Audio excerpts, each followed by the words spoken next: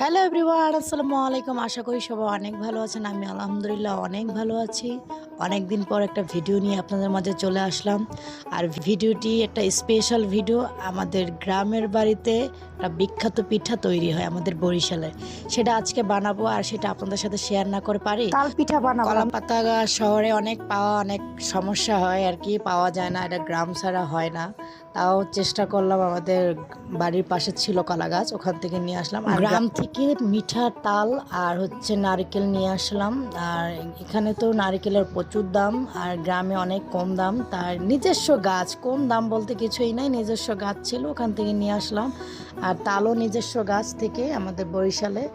তো এখানে আমি তালটা প্রথম মিক্স করে নিয়েছিলাম নারকেল দিয়ে, আর এখন চিনি দিয়ে পরিমাণ মতন লবণ দিয়ে ভালো করে মিক্স করে নিব। তারপর আমি চাউলের গুঁড়ি, এটা চাউলের গুঁড়ি থেকে দিয়ে বানালে অনেক মজা লাগে বেশি আটার থেকে। তো আপনারা ট্রাই করবেন চালের গুঁড়ি দিয়ে বানানো, তাহলে খেতে খুব মজা লাগবে। তো এটা অলরেডি আমার মাখানো হয়ে গেছে। আর এখন আমি এটা একটু রেখে দেবো 10 মিনিটের জন্য। আর এই কলা পাতাগুলি সুন্দর সাইজভাবে কেটে নেব, আর পিঠার পরিমাণ মতন আর কি কেটে নেব পাতাগুলি।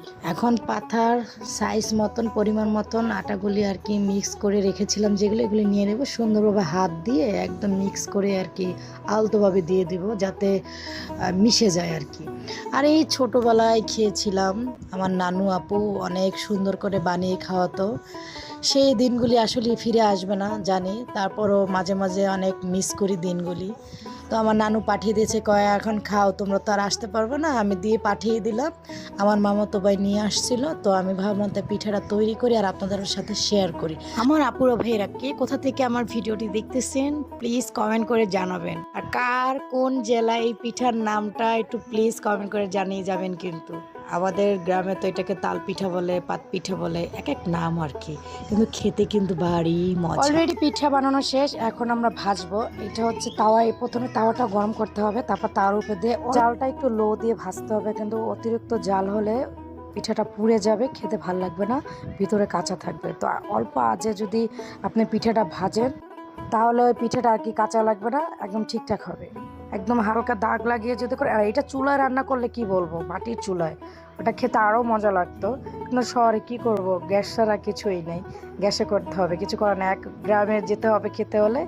তাই ভাবলাম যে তা গ্যাসেই করি, চুলা তো আর শহরে পাবো না। আর শহরে আজকাল যে জিনিসপত্রের দাম, একটা চুলাও কিনতে গেলে নিম্নে 1000 টাকার নিচে নাই।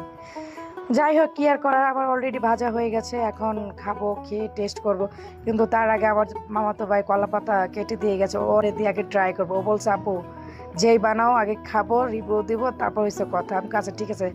আর এটা আমার নতুন পেজ, সবাইকে বললাম সবাই পাশে থাকবেন, ফলো করবেন, লাইক করবেন, শেয়ার করবেন, ঠিক আছে?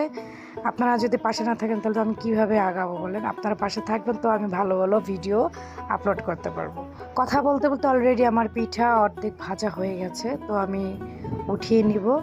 তো যে গরম, ঢাকার শহর, কী বলবো, যে চুলার পাড়ে থাকে সে বুঝে কতটা কষ্ট, একমাত্র সেই ব্যক্তি বলতে পারে। আমার মামাতো ভাই চলে এসেছে, এক পিস দিয়ে পিঠা দেখে ও খেয়ে কি বলে।